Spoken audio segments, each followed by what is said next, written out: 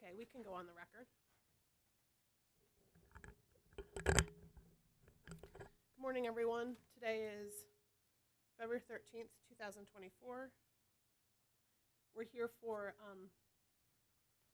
Maryland Public Service Commission case number 9510P, which is in the matter of the continuing investigation of the purchased gas adjustment charges of Columbia Gas of Maryland, Inc.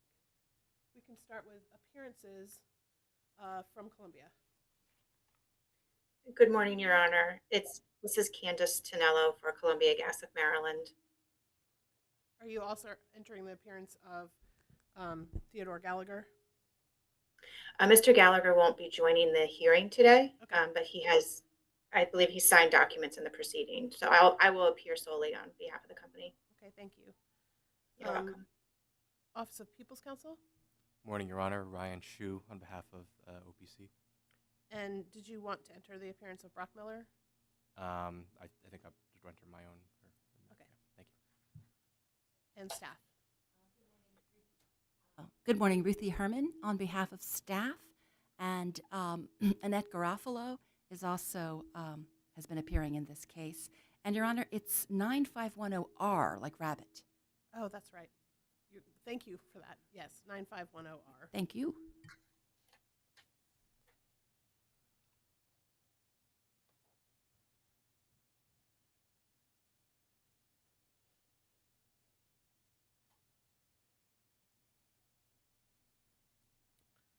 Okay. I understand that the parties are stipulating to the pre-filed exhibits of the other parties, so we'll go ahead and enter those now. We can start with Columbia. Thank you, Your Honor. As we advised, Your Honor, the parties last week, the parties have stipulated to the admission of the testimony and exhibits into the record. And so for Columbia, we're moving for the admission of the direct testimony of Tina M. Monig, that's M as in Mary, O-N-N-I-G, and her exhibits, as well as the exhibits of Anton Ribich, R-I-B-I-C-H, that were filed on January 2nd, 2024 at mail log number 306938.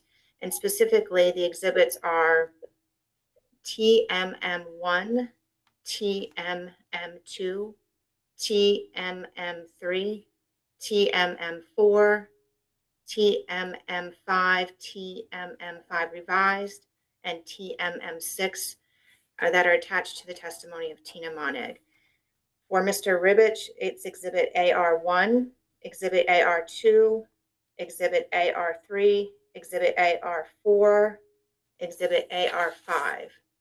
In addition, on January 8th, 2024, Columbia filed the supplemental Exhibit AR3 at mail log number 307007.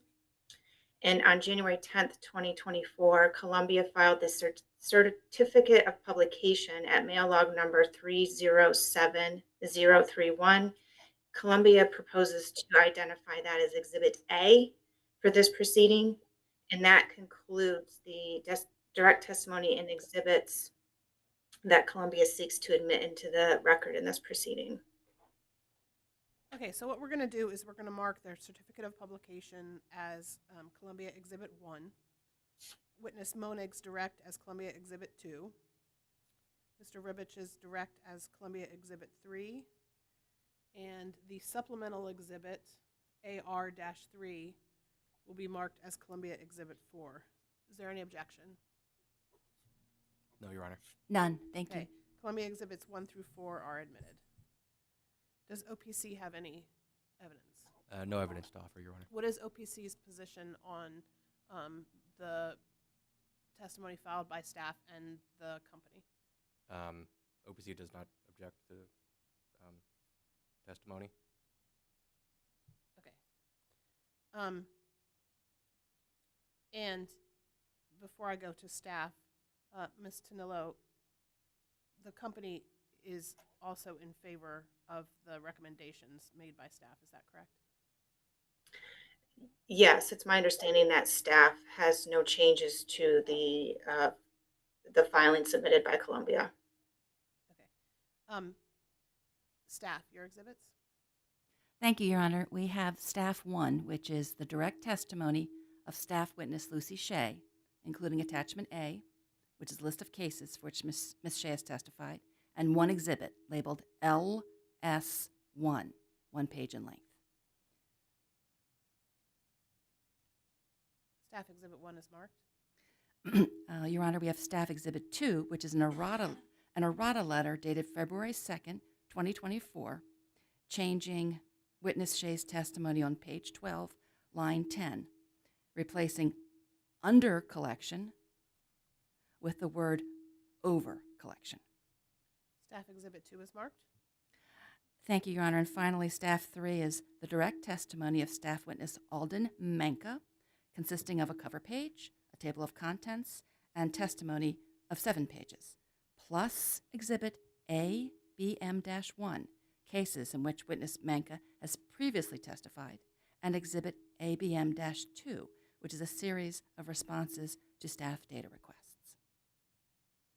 Staff Exhibit 3 is marked. Is there any objection to Staff Exhibits 1 through 3? No, Your Honor. No, Your Honor. Staff Exhibits 1 through 3 are admitted into the administrative record. All right. I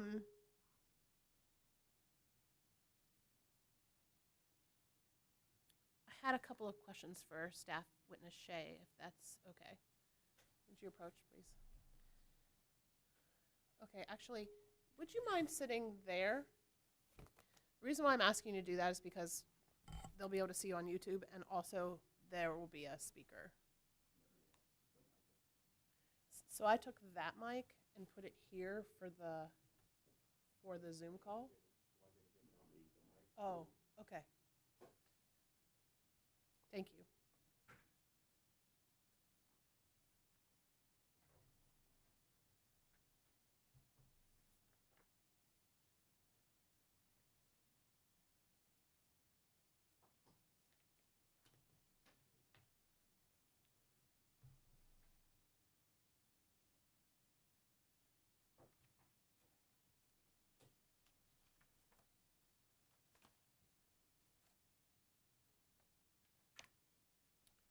Will you raise your right hand?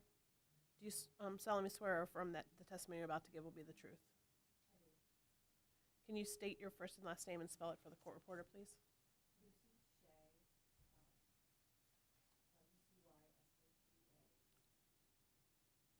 Thank you. I'm going to go ahead and ask my questions, and then I'm going to give you an opportunity, counsel, for any questions that you may have.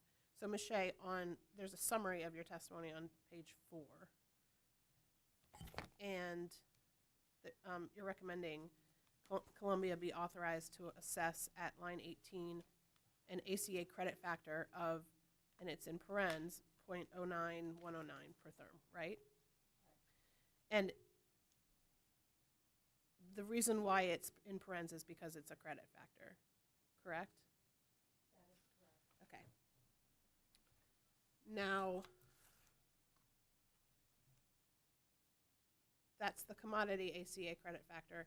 And then when you look at the demand ACA factor, it's not in parens. Is that correct? Yes, that's correct. Is that a credit or a charge factor? That's a charge factor. Okay.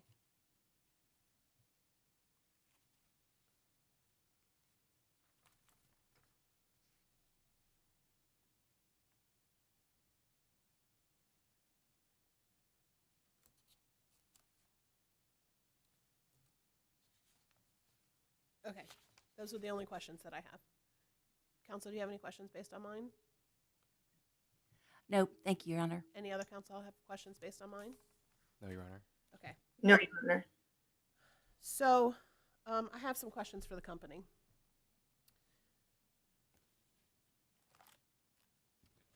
Okay, Your Honor.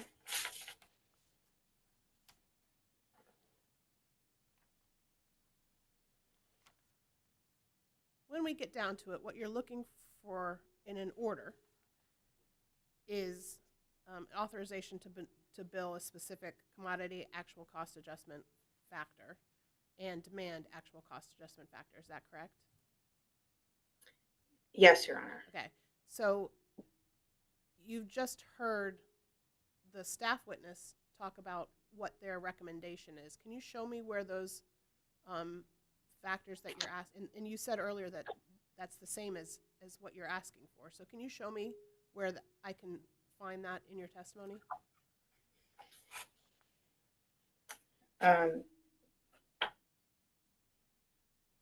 It will take me a couple minutes, Your Honor, unless Ms. Shea has it at her fingertips. And Well, I'm looking, Yeah, I'm thinking it. we don't actually have to do that. I think that's my point. Transparency.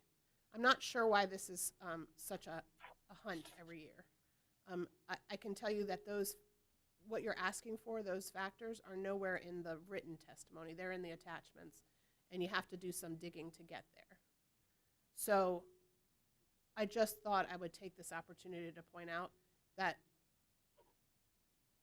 while the testimony from Columbia is very informative, and you don't fix what's not broke, there are some things missing from the testimony, just by way of transparency.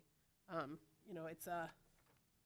realize that customers don't see this on their bill and don't usually come to these types of hearings, but I mean it's a thick filing from Columbia, and I don't think that one should have to dig so far or take a few minutes, even knowing the case, to have to dig through to try to find and make sure that what's being recommended by staff is the same as what's being asked for by the company. If the company is asking for something, they should make that clear.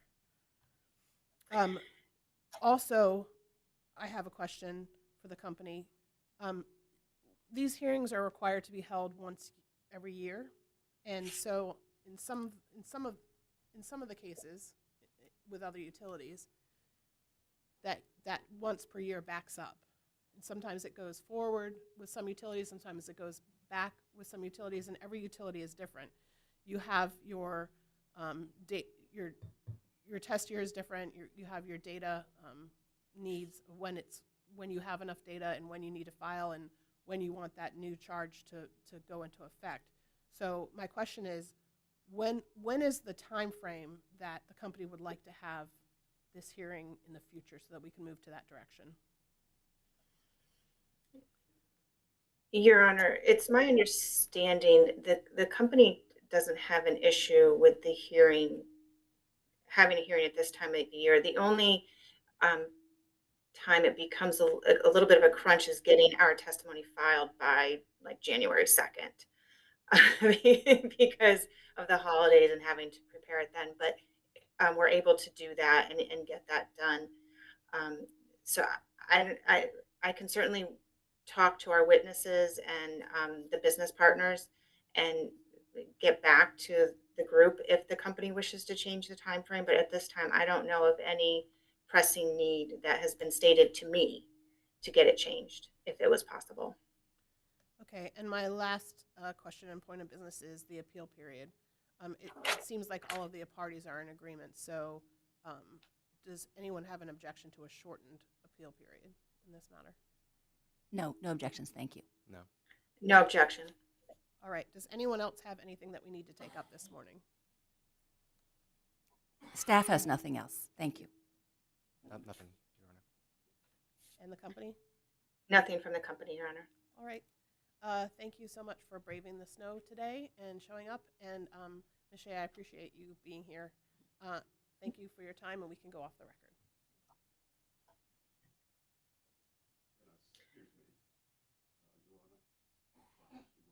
Oh, I can give you her information. Just give me a second. I just want to turn off the YouTube feed.